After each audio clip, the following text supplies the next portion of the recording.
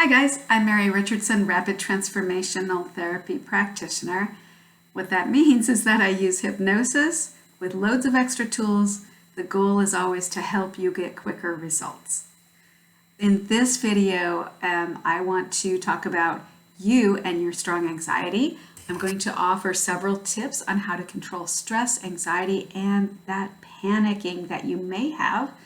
And this video is for you if you have those symptoms, strong anxiety and panicking all day, every day. This video is for you. Let's jump in. All right, so quick review. Under the anxiety heading, there are fears and phobias, Generalized Anxiety Disorder, Depersonalization, Derealization, also known as DPDR. Also under that heading is DPDR and panic attacks and generalized anxiety disorder. All right, so several things fall under the anxiety umbrella. What that means for you and why you should care is because you should identify where are you in this area? Are you having panic attacks? That panicky feeling? Is it a panic attack? Is it strong anxiety? What is it? All right, so let's move forward. I'm going to offer you 7 things you can do, 7 tips that you can do to control this, because the idea is that you get your control back. So one thing you might consider doing is journaling or writing it out, meaning writing out when you feel that anxiety, that panicking feeling, grab your phone, get to the notepad, write it out. Or grab a piece of paper, write it in a notebook. Some people don't like to do that because it's not very private. You don't want anyone reading your thoughts. So I often will use my phone, and you can just write it out into a private place, set a password, and only you can access it. Consider that you want to have short-term solutions for when you're feeling that anxiety, that panicking feeling, and long-term solutions. So in the short term, I do have a video covering all kinds of short-term things you can do when you feel that anxiety revving up. And it's usually because of our thoughts of something that happened in the past or that we're afraid of happening in the future. And one thing you can do in the moment is challenge the fear and ask it, is this a fact? Or is this just a what if this happens or this could happen? And distinguish between the two. Is it a fact? Is it what's happening right now? And even if it is something you're experiencing right now, there's no reason to panic. Remaining calm will help you potentially get through it easier anyway. Panicking really doesn't help. All right. Long-term solutions are things you want to think about to get your control back permanently and keeping it and stomping on anxiety. So long-term solutions, and this is something you can do on your own, is identify your triggers. What is a trigger for one person is different for someone else. So these triggers are really specific for you. It might be people that are triggering you. It might be your career choice. It might be just the place that you work. It might be that you're overwhelmed. When you get overwhelmed, your anxiety kicks in. Whatever it is for you, identify that, write it out. I know it sounds so easy, but when you see it on paper, it kind of gets your mind going, and you'll think of other triggers as well.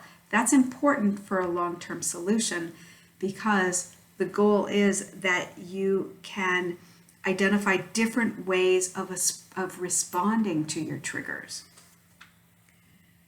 All right, you might look at your diet.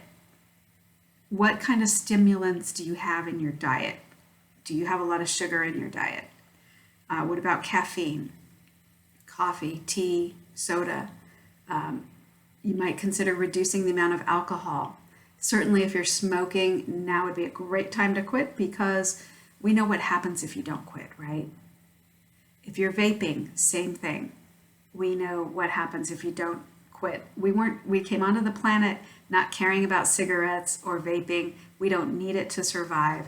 It's something that you may think helps you, but even in vaping, there can be nicotine, and that can keep you stimulated. And actually, keep you in that state of anxiety. All right, so talking about employing long-term strategies, the goal is so that you can heal and you can get your control back. So learning different ways of responding to your triggers can help you manage them and overcome them so that you get that control. Also consider maybe seeing your doctor. I'm not a medical doctor. This doesn't replace seeing your doctor.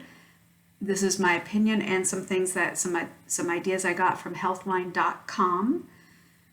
Seeing your medical practitioner, maybe medication could help you. You might want to check that out.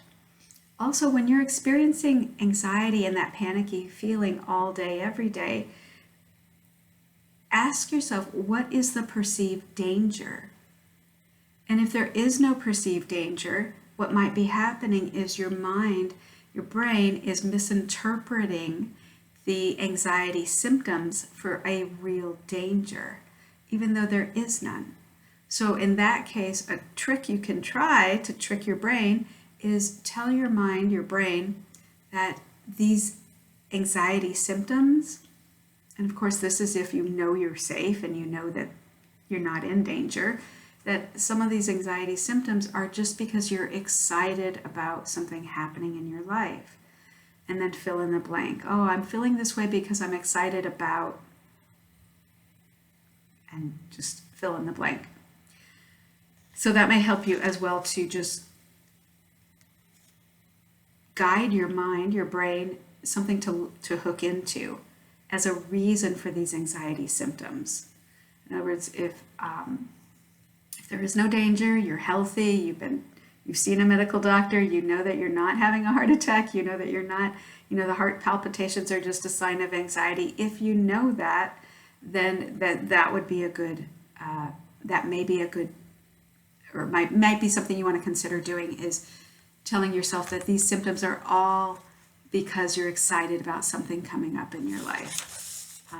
If you have anxiety because of people or a situation around you, consider just walking away from the situation, taking a break from it. The next thing you might want to consider doing when you feel anxiety or that panicky feeling is to just focus on your breath. I know it sounds easy, but just breathe. Get into that Superman pose, shoulders back, feet shoulder length apart, hands on your hips. Just breathe. And that can help you as well. You can also visualize breathing in peace and breathing out anxiety. Get it out of you. So another big thing that can help you is when you identify your specific triggers. These are things that trigger you. So they're completely customized to you. And the only person that can really do that is you. So take some time and type it out in your notepad on your phone, the triggers that you're already aware of. When you're aware of that, then it's an exercise where your brain then connects that when I'm in this situation, I may be feeling these same symptoms, and here's why. So fears, phobias, worry, they can take you down a rabbit hole where you entertain those thoughts and it just gets worse. So getting control of your own thoughts is huge to controlling your anxiety. So anxiety can also block your focus. So if you find that you're just not able to focus on anything, or you walk into a room, you forget why you walked in there. It can be really frustrating and then you can be really critical of yourself because you're not getting as much done because you're walking around sort of in circles and not moving forward. Anxiety can be that cause. So as you do some of these things, it can potentially help you get your focus back. Also, don't forget about the immediate things you can do if you're having an anxiety attack. Grab an ice cube, something cold, put it in your hand. Grounding yourself in the present moment is huge to getting control of your anxiety in that panicked situation, in that panicked moment, because you're often worried about something in the past or in your future. Also, breathing, it can be real breakthrough with that as well. So let's talk about for a minute your negative thoughts. Your negative thoughts can distort and try and trick you into thinking that something may happen when it's not even potentially going to happen. It's a trick of thinking it's a trick that your brain does that can make you feel like what may happen is what's going to happen. And those are vastly different situations. So challenge those negative thoughts, challenge your fears, and ask them, is this a fact or is it a what if? Is it a might be? And that will help you take control of it as well, because those fears want to just go crazy and take control of you. And not a good situation to be in. You need your control back. So challenge the fears. All right, so just to recap real quick, the 7 things that you can do to help you with stress, anxiety, and that panicking feeling. Journal. Consider long-term solutions, such as looking at your diet, eliminating caffeine and stimulants from your diet, or smoking, stop smoking. Look at your triggers, identify your triggers. Ask people around you if you need help. They may know, they may be more insightful than you are. Sometimes we're just poor self-observers, or we don't even know. We'll just ask the people that know you best. They may be able to help you. So reducing stimulants as well. Learn different ways of responding to your triggers. And I have a whole video about that. Consider seeing your doctor, getting on medication. Number 6, perceived danger. Are you actually in perceived danger? So when you're feeling anxiety and that panic attack, look around you and ask yourself, am I in a dangerous situation? Is this correct that I'm perceiving this danger, or is it just my mind is on that fight, flight, or freeze mechanism is on heightened alert all the time and cannot relax? Is that the situation? So talk to your fears, ask them, is this a fact? Or is this a what if or a could be? Also consider aromatherapy. Lavender, chamomile, and sandalwood can be very relaxing and can ease the anxiety as well. Don't forget to breathe, get in that Superman pose and breathe. And the goal is always to take back your control. So I hope this helps you. I will see you in the next video. My name is Mary Kay Richardson. I am a rapid transformational therapy practitioner. It means I use hypnosis with loads of extra tools to help you get your control back so you can move forward in your life and not have to be chained to the anxiety and the panic, the fears, the phobias, the depersonalization, derealization, DPDR, or the OCD.